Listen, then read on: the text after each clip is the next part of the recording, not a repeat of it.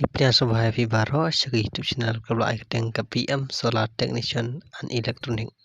Demata singan pen iya fi ba komno ngin connect iya ka solar ha kani ka inverter kani ka ka inverter light. Ka ba fi jibu ahiyang mo katu ba jipunan kam tang da o battery ba charge light. Demata pen iya fi ba pen connect da ka solar panel hang ni. Dapat ngan on ni kani mga ada ban panda yang di bateri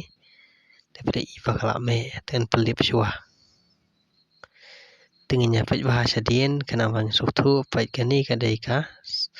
inverter light ni inverter light kam ju dan ya utu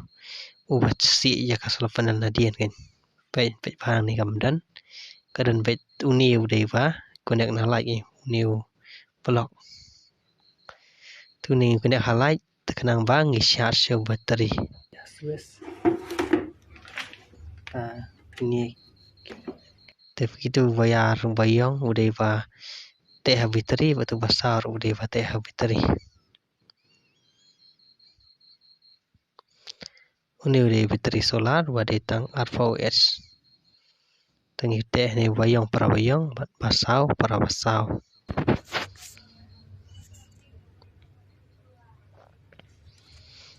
nang ni ai bayang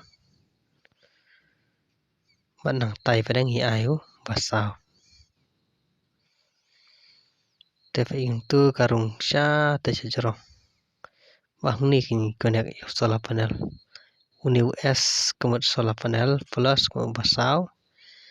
bat S minus kemat udah bayang kan B plus kemat udah bateri basau L plus kemat udah light bagi connect sya light ni tehoi ya uni uni udah utau PWM kan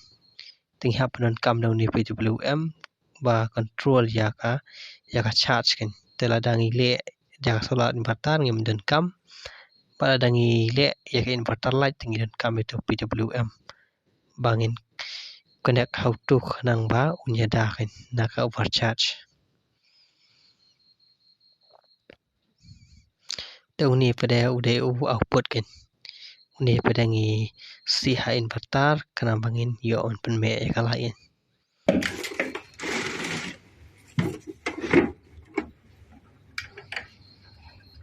mengisi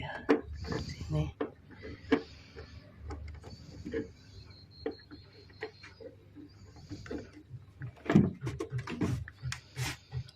inverter tu bangin me teman pen me na ini tu itu kalak me dengan test kan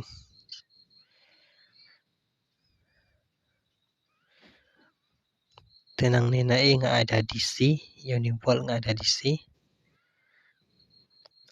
tehang ni soket nga ada ke AC kemut ke bawah na inverter tenang ni pada nga ayang sebut ada fik on sejerong kemut ba ngi connect direct kan jika solar panel ha bateri pangi on sepuk pada kemut karung ha pau controller kan PWM tu namale ha por yor tengi ai direct nomor ba ka telot kasngi ha ka por terang tengi ai be ha PWM kani pada kadi ka solar panel ba pu sejerong prapawan tangam tu ngai jo pila sautu lada sautu sa komen ke Bresibon